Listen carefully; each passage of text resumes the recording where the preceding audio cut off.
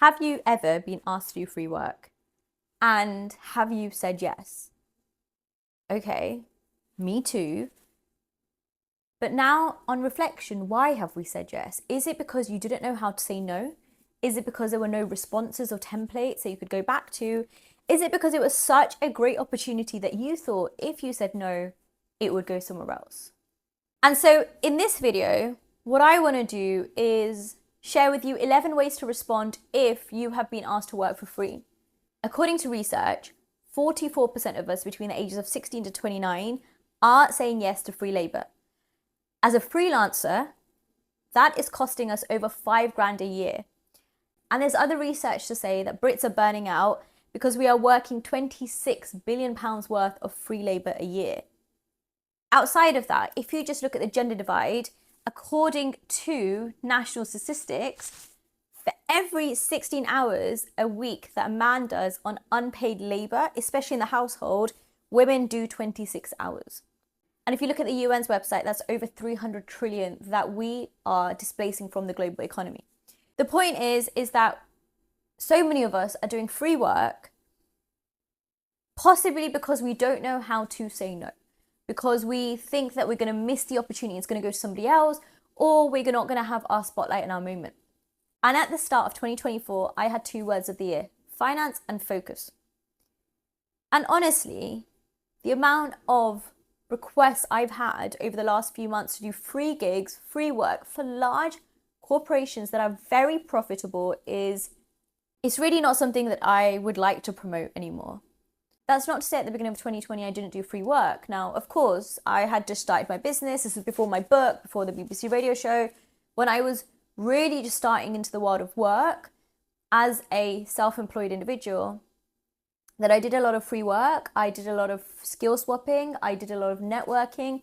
I did a lot of what one may call free labor. For me, that was practice, it was progress, and it was getting into the room where people otherwise wouldn't invite you. But about 6 months later, I got a book deal. And about a year later, I really got credibility. And so 4.5 years later, I'm really unsure as to why people are still asking me to work for free, especially when I've been on your company's accounts and you have money in the bank. If you're making profit and you're a large corporation, there is no reason why you should be asking people to work for free, especially around International Women's Day, which was really the moment that sparked this discussion. And so in this video, what I want to do is share with you 11 ways to respond if you have been asked to work for free. Why? Because I just got tired of it, to be honest with you. I just thought, what do I do when someone asks me to work for free? And I went online and there weren't a lot of resources out there. And yet when I went on Twitter, Instagram, LinkedIn, there were so many conversations being had, predominantly by women and women of color, who have been asked to work for free. Now, when I say free, I'm going to take a step back and think of it as real free, unpaid labor where you have to prepare, do your research, go out and execute. It takes time, it takes energy. It also focuses on your lived or earned experience. Now, skill swapping, pilots, even being in a position where you are practicing, we're going to set that aside for a second, right? Also sharing this video is because thanks to the way that my brain works and my impulse, I went on LinkedIn and I created a blog post, 11 ways to respond if you're asked to work for free. And I also created an Instagram reel.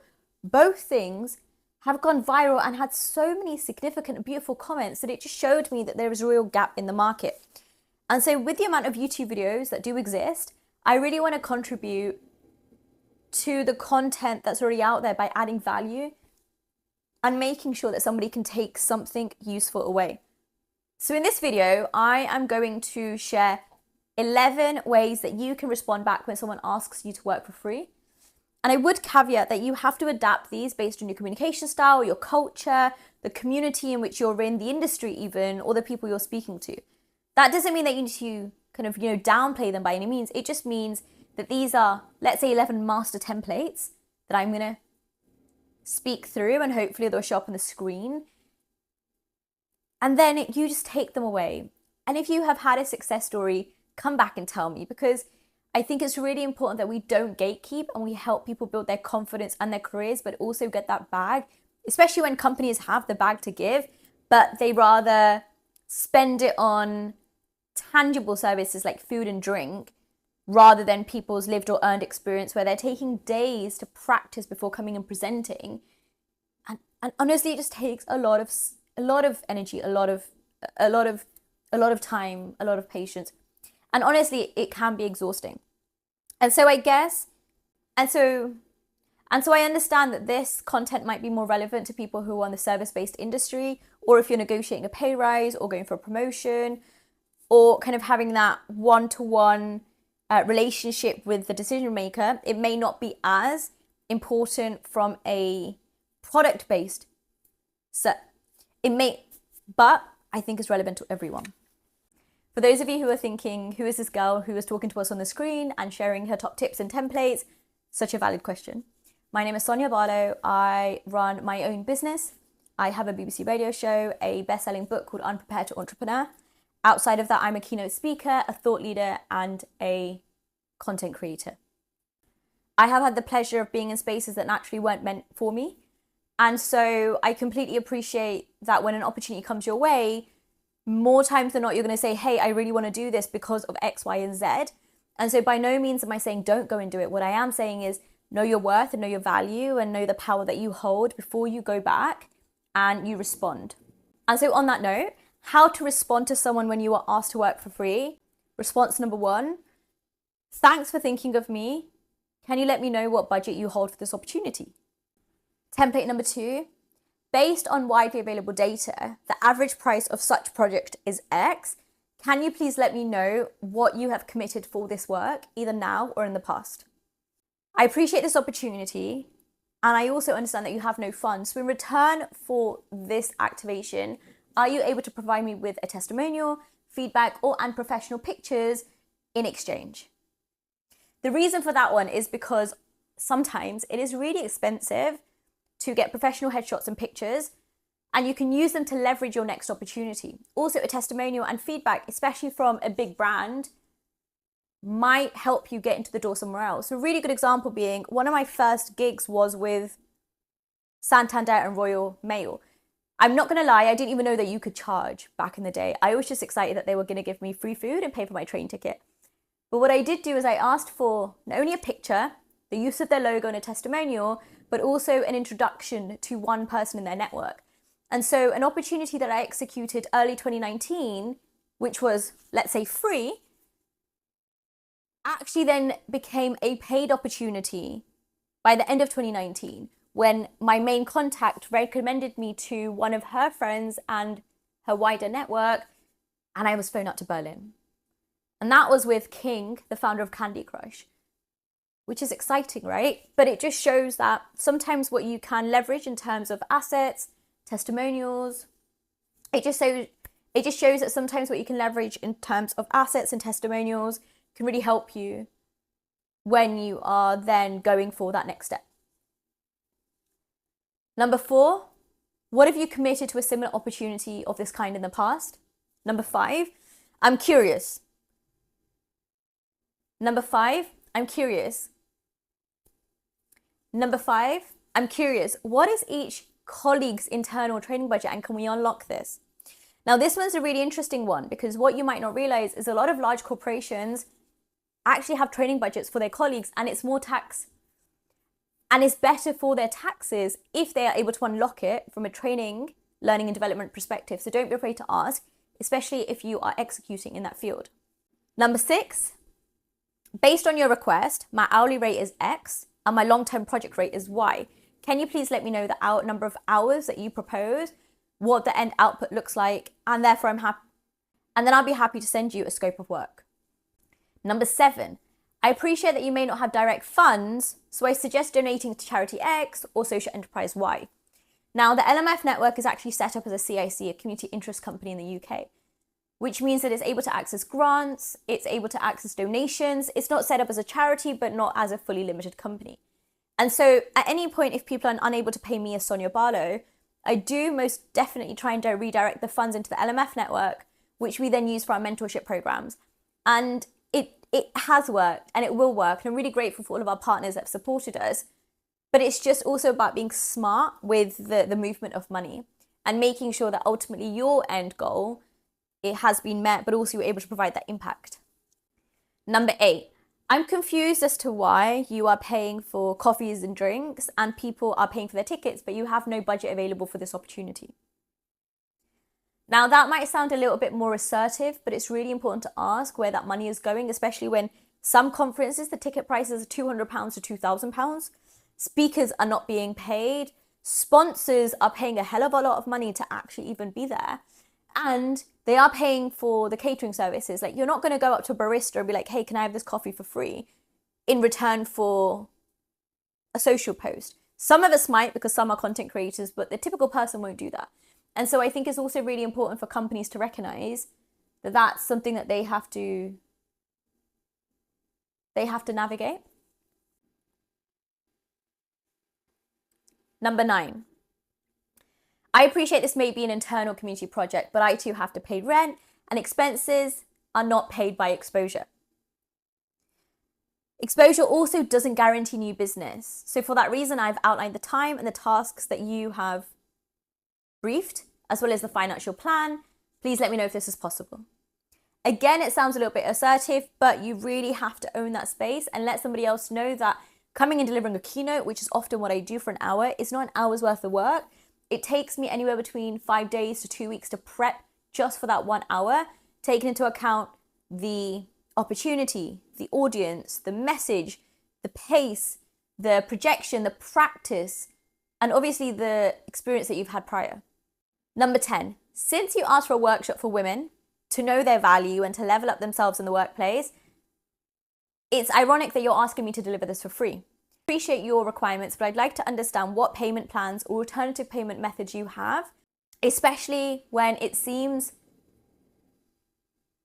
hypocritical for us to provide this service to make you look good to your women internally, but the speaker of your choice is not actually being paid for their work.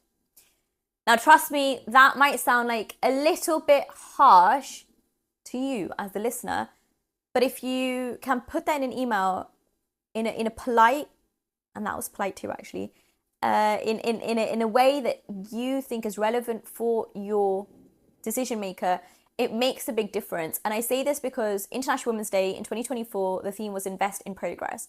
And the amount of individuals and companies that I had reach out to me to say, hey, we'd love for you to come and tell our women how to invest in their progress, but we don't have any budget for you. I was like, it's hypocritical for me to come and tell your women how they should invest in their progress when you don't have money to pay me as a woman and woman of color, especially when in the UK, I stopped earning around September, October every year. And so you're just adding to the noise. You are extending that gender pay gap that already exists, and you're not really supporting the cause. And I kid you not, most companies that I have shared that with in a relevant mannerism have most definitely come back with a budget or an alternative. Number 11, I acknowledge that someone else can provide you this for free, and it may suit their situation. However, you asked me based on my experience, my profile, and my credibility. So it would be unfair of me to offer my services for free when I can justify the value that I bring into your business and how I'm able to execute the brief. I think our best solution would be for us to come to a mutual agreement that benefits both parties. Happy to jump on a call if easier. Now, these are 11, right? They've kind of gone from kind to quite assertive to kind of straight to the point. Depends on where you are, who the senior decision maker is, what kind of relationship you have with them, also the size of the organization and what money they have in their accounts. And all of that you can find out online. I think the other thing to note is sometimes you don't know what to say, or you think an opportunity is so good because if you don't do it, somebody else will do it and they'll get the spotlight or whatever it might be. And so in those moments, I would recommend that you take a step back and you pause, that you remind yourself of your why. And if it aligns with your why, absolutely go for it. That's up to you, right? Nobody can tell you what to do. Or ask an ally. Like, go and ask a friend. Actually take a step back and write out the pros and cons and go in to talk to somebody that you trust, be that a mentor, a buddy, an ally, a friend, a member of your family. And say, this is why I think this opportunity would benefit me. This is the opportunity cost. And so what do you recommend? And just have that external person who truly cares for you but also can see it from an objective perspective, come and support you in your decision. One of the reasons why I decided to film this video and put it out into the content sphere is because I want to really make sure that I'm adding value. There's a lot of noise that's already out there, a lot of misinformation, and people's success stories and reels going viral overnight as if, you know, it's easy to make a 10K month, a 20K month, a 30K month, and everyone should be striving for that. Actually, one thing that I read online that I really now want to believe is I want to be well rested and wealthy, not booked and busy. The idea being that you need to be comfortable with your decisions and you need to make sense for you and your long-term vision, not just your short-term impulse or instant gratification.